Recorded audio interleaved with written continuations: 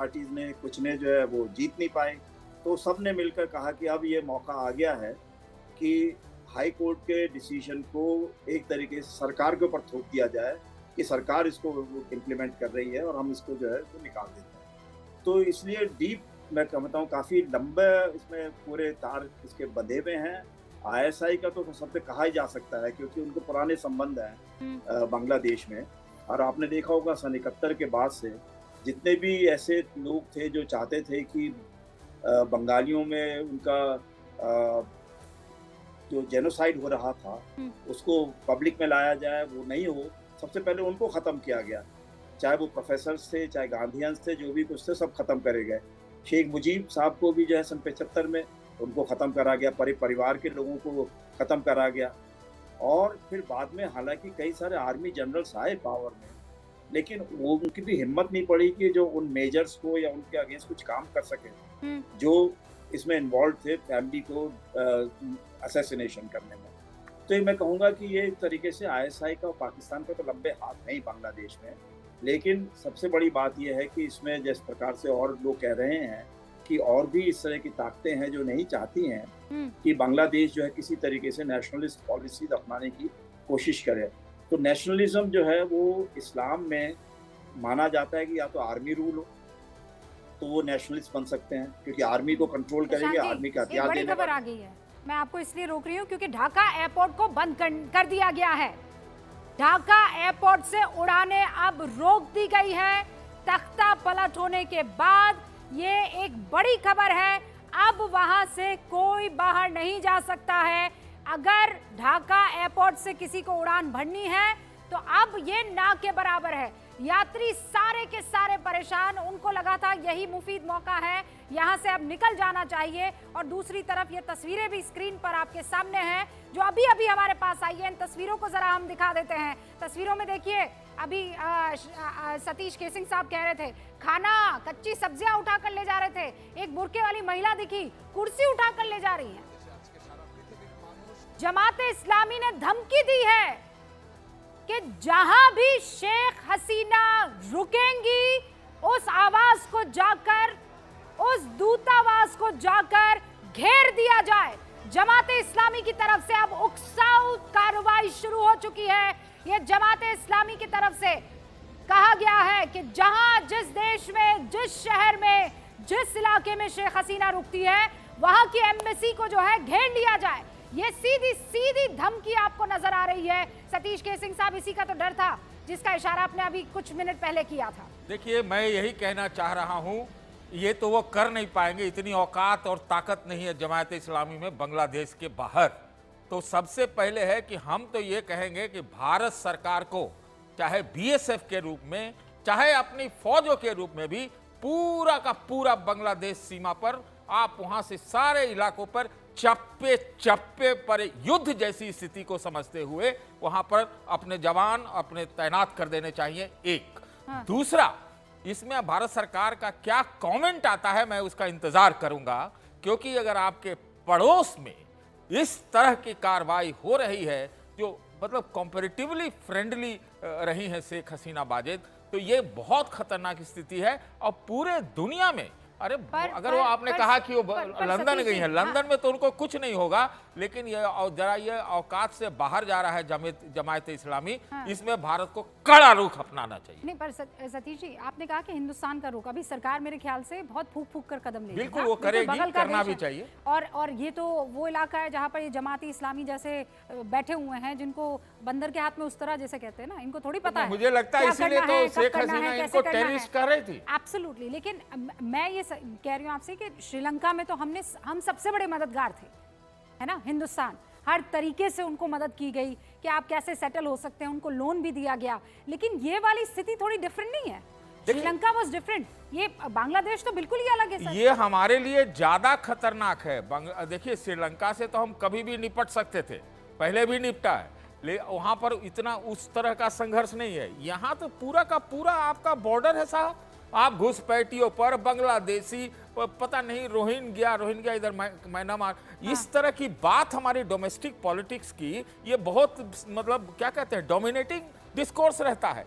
तो वैसी स्थिति अब में ये अगर जो घुसपैठियों बात ने आप पार मुझे कह करना रहे चाहिए तो क्या हम चुपचाप बैठेंगे? मैं एक सवाल अपने बाकी सारे मेहमानों के सामने रखती हूँ। शशांक जी, शुरुआत आपसे कर रही हूँ, संक्षेप में अगर बता पाए, आपकी इस वक्त सबसे बड़ी चिंता एक पूर्व राजनयिक के हिसाब से क्या है बांग्लादेश की स्थिति को देखते हुए? में चिंता यही है कि भारत एक प्रजातांत्रिक देश होने की वजह से, और जो हम देखते हैं कि अगर 300 लोगों की मौत हुई है बांग्लादेश में, तो हमारे बहुत सारे लोग ऐसे मिल जाएंगे भारत में जो कहेंगे कि भाई वो नहीं होना चाहिए था, बहुत गलत बात हुई है। तो शेख हसीना जी को पूरे तरीके संभाल नहीं पाई थी।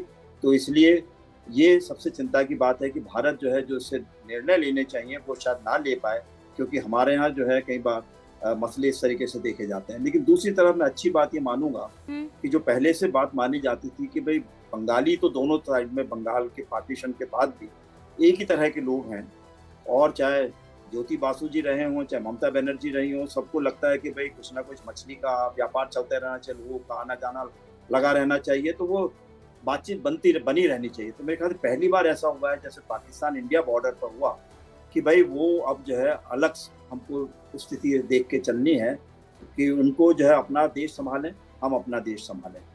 बिल्कुल सही कह रहे हैं सर। और मैं अभी बांग्लादेश और हिंदुस्तान की जो सीमा है सर, वो है 4096 किलोमीटर की, है ना। और उसमें अगर हम देखें तो आप आ जाइए, पश्चिम बंगाल हो जाता है 2217 किलोमीटर, सबसे ज़्यादा। तो इसीलिए ये स्थिति बहुत ख़तरनाक हो जाती है, क्योंकि कर्नल सिंह जिस तरफ इशारा कर रहे थे कि मामला सिर्फ वहाँ पर जो सताए हुए हिंदू हैं उनके बांग्लादेश आने से या हिंदुस्तान आने तक नहीं सीमित हो जाता है। वहाँ पर बहुत से ऐसे लोग हैं जो अपना नाम वाम बदल कर और हिंदुस्तान की ज़मीन पर आ रहे हैं। कर्नल सिंह, आप कैसे रोक पाएंगे, कैसे इस स्थिति को मैनेज कर पाएंगे?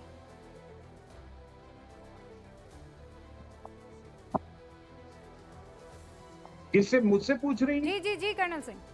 हाँ, नहीं, आपने सही कहा कि भाई ये बांग्लादेश के साथ ऑलमोस्ट 4095 किलोमीटर्स का बॉर्डर है, 5 स्टेट्स को इम्पैक्ट करता है।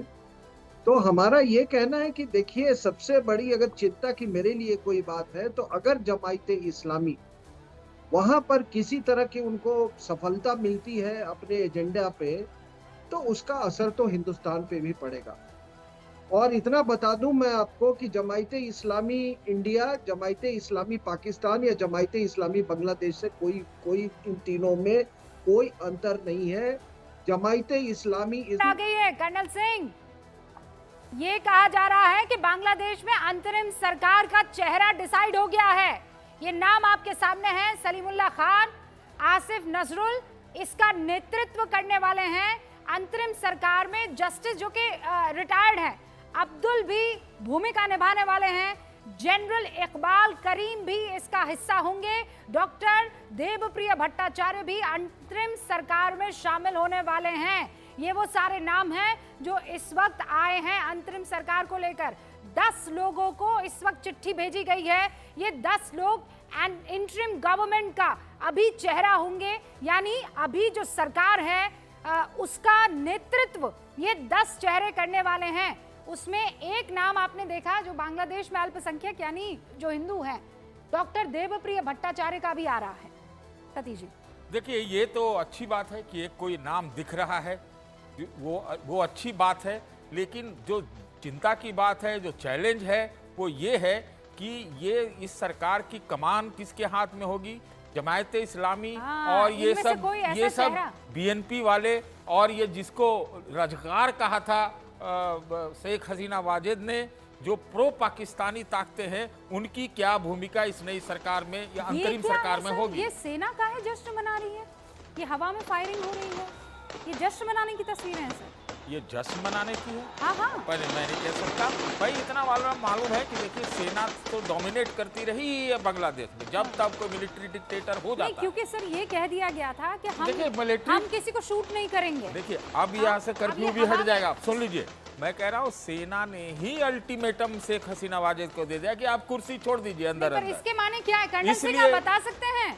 ये जो तस्वीरें हम बता रहे हैं, सेना ने अपनी गन्स को हवा में किया हुआ है और ताबड़तोड़ फायरिंग कर रहे हैं। मतलब ऐसा नहीं लग रहा है कि वो किसी से निपटने के लिए फायरिंग कर रहे हैं, क्योंकि वो तस्वीर और वो बॉडी लैंग्वेज अलग होती है।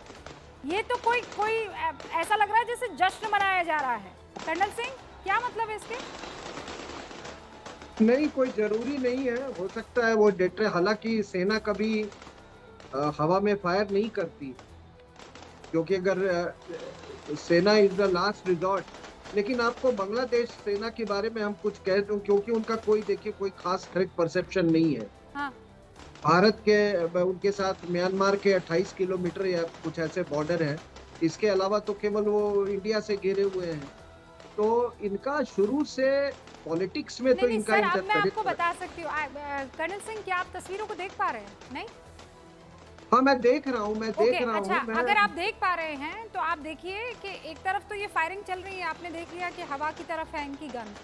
वो एक मुझे सैनिक दिखाई दे रहा है जो अपने दोनों हाथ ऐसे हवा में उठा रहा है, जैसे किसी तरह का ऐसे जश्न मनाने की कोशिश करो। तभी हमारे पास ये जानकारी भी आई है कि ये सेना का जश्न है। अरे आरक्षण नहीं, हो सकता है कि सेना भी वहाँ पर बहुत ज्यादा पॉलिटिसाइज्ड है। मैं कह रहा हूँ, मैं कई दौरा मैं इनका अतिथि भी रह चुका हूँ। सेना से मेरा उनकी सेना से बड़ा ताल्लुकात रहा है। हेविली पॉलिटिसाइज्ड है पार्टी लाइंस पर, इसमें कोई शक की बात नहीं है। हाँ। अब देखने वाली बात है कि जो नया डिस्पेंसेशन जो भी बनता है, ये तो जाहिर सी बात है कि या तो सेना डायरेक्टली उसको ये करेगी या इनडायरेक्टली करेगी। इसमें कोई दो राय नहीं है। लेकिन ये किन बाहरी ताकतों से बड़े नेताओं की मौत हुई और उसमें नाम जो आया वो बांग्लादेश की सेना का ही नाम आया, कुछ अधिकारियों का नाम आया। सतीश के सिंह, आपको क्या लगता है? और एक सेकंड बस, मैं आपको बस इतना बता देना चाहती हूँ, ये देखिए आप, ये इस शख्स को देखिए, ये शख्स आपको दिखाई दे रहा है? ये देखिए, ये दोनों हाथ इसने से हवा में उठाए, इसीलिए हम कह रहे हैं कि जश्न। देखिए जश्न क्या के कारण क्या हो सकते हैं? दो हो सकते हैं जो हम लोग दूर से कह सकते हैं। पहला कि जो आरक्षण का मसला था, हाँ। तो आरक्षण वाला उनको लग रहा है अब हट जाएगा। हाँ। डिमांड यही था, हटाओ इसको, पूरी तरह से खत्म करो। तो नंबर एक। और दूसरी चीज, जब वहां पर हर पार्टी लाइन पे डिवाइड है सेना, तो किसकी कौन सी पार्टी के लोग हैं ये देख रहे होंगे।